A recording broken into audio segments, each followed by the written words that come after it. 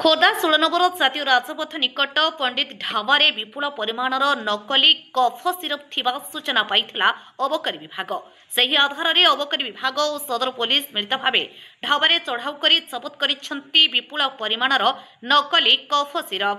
उभय प्रशासनिक अधिकारी मिलित चढ़ाऊ यह संभव होइथिबा अबकारी विभाग पक्षरु कुहाଯାଇଛି।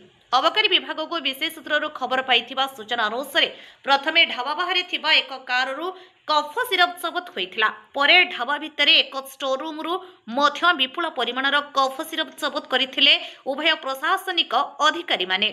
एही संक्रांत रे ढाबा मालिक समेत 2 जन अभियुक्त को गिरफ्त करासाइछि। गिरफ्त अभियुक्त हेले ढाबा मालिक देवरंजन दास और विश्वरंजन खुंटिया। एमाने 2 अभियुक्त एही व्यवसाय करुथिबार सूचना अनेक दिनरु अबकारी विभाग पाखरे पहुंचिछि। तेबे जबत कफ सिरप गुड़िक होउछि कोरियन फॉस्फेट 450 बोतल, एस कफो 450 बोतल, एनपीएस आईन 20C अनुसार एमानकु कोर्ट चालान करासाइछि।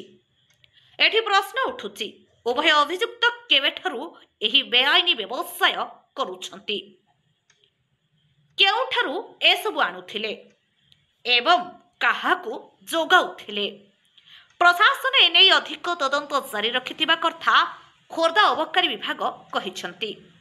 खोर्धा जटनीरु धीरेन प्रतिहारी रिपोर्ट, आम ओडिशा खबर। पूरा माइंड भैकेट है।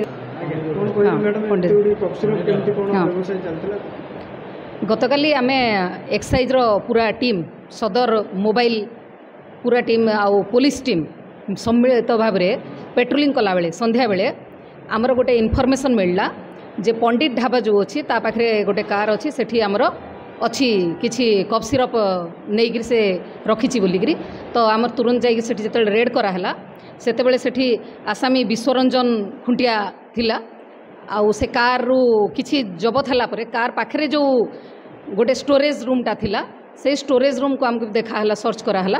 सर्च कला से भी कोडेन फॉस्फेट मिश्रित जो कफ सिरपटा मिलता आउ तापरे से ताकू अरेस्ट करके आणला परे आमे फर्दर इन्वेस्टिगेशन रे जानलु जे पंडित ढाबार जे मालिक देवरंजन दास से जो कोठरीटा थिला स्टोर रूमटा सेटा तांकर स्टोर रूम आ से माने 2 जण बोथ विश्वरंजन खुंटिया और देवरंजन दास 2 जण मिसिकरी ए codeine phosphate cough syrup business करचंती जोटा एनडीपीएस आईन अनुसार धर्तव्य अपराध।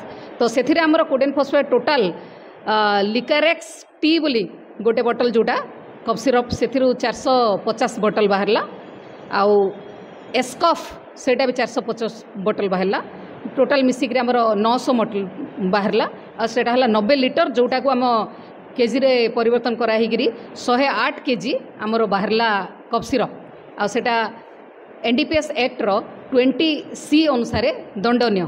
तो से 2 जण आमर जो विश्वरंजन खुंटिया और देवरंजन दास 2 जण आसामी को आमे आज कोर्ट फॉरवर्ड करिवो एबे एनडीपीएस एक्ट कार्टा भी वागनर कार्टा भी एथिरे जबत करा जायछि आउ मोबाइल भी जबत करा जायछि।